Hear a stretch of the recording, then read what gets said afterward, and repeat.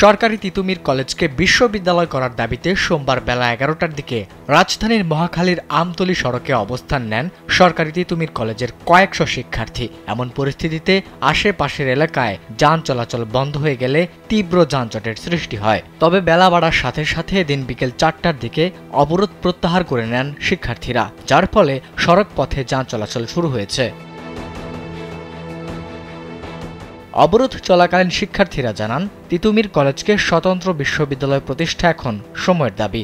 ৭ college Dhaka বিশ্ববিদ্যালয়ের অধিভুক্ত হলেও শিক্ষার মানের কোনো উন্নয়ন হয়নি, উল্টো শিক্ষার্থীদের ভোগান্তি বেড়েছে। তাই বাধ্য হয়ে তারা সড়ক অবরোধ করেছেন।